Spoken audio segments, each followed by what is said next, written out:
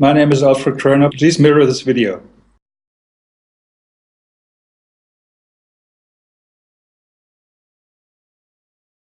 Thinking of many of these questions and thinking where Muhammad came from, he was after all a Bedouin.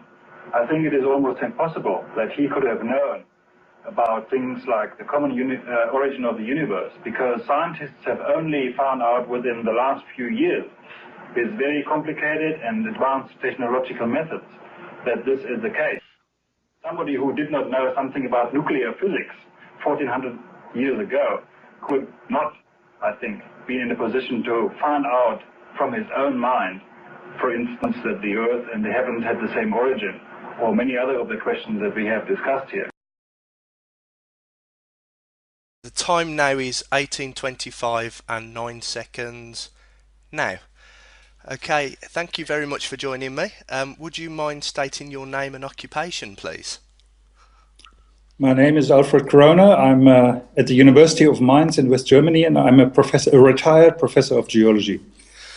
Now, under UK law, I must inform you that this communication is being recorded. Do I have your permission to make these contents public? Sure. Thank you very much.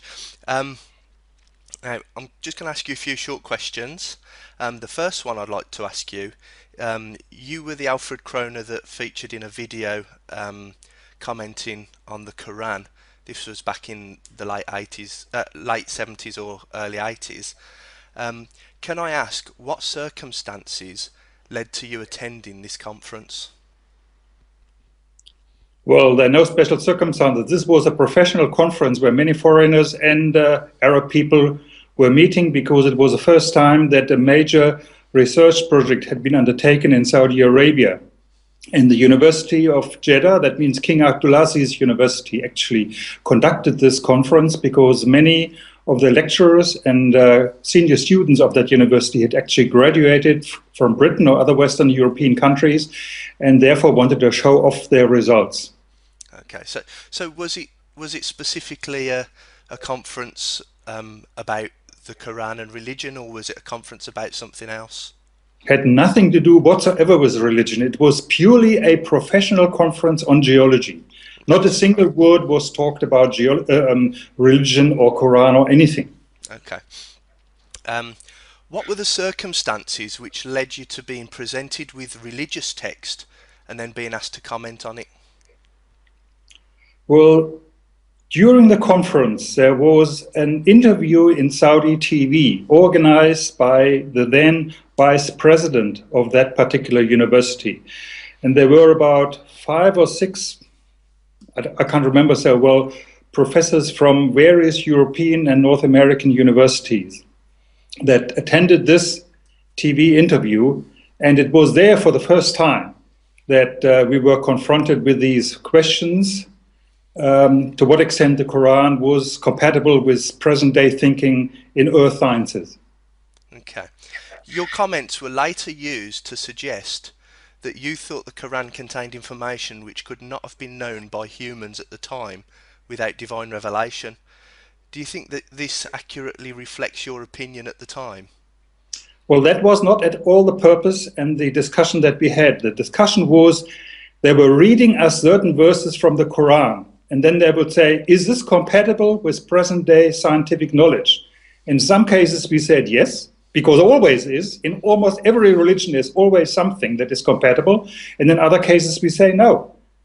So there was never the question whether there was any divine circumstances or anything in this interview. Did you ever try to have these videos removed from the web? No. No? Actually, there's something that I discovered more recently. Someone gave me a Quran as a gift, and as I turned to the back of the Quran, you're actually in my Quran. So I didn't know if you knew. I didn't know if you knew that, but you're actually you're in a holy book. I have seen this. I have a copy of this at home. I read it many years ago, but it had nothing to do with that particular meeting. Yeah. Have you looked into the subject any further since this event, and has your opinion changed since the event?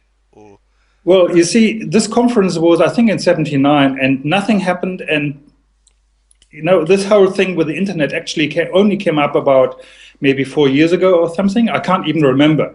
And then somebody sent me a message on the internet, and I replied and said, "Oh, I'm very surprised, but this is not how it was," and so on. And then continuously more messages came. And then I talked to people in my department. We have a geography department where there are two people who are really speaking Arabic, and they're Arabists, as you would call them, and they really know the Arab world extremely well. And I told them about this, and I said, "Look, there's nothing you can do. You just have to live with this, leave it alone, because we can't advise you to do anything.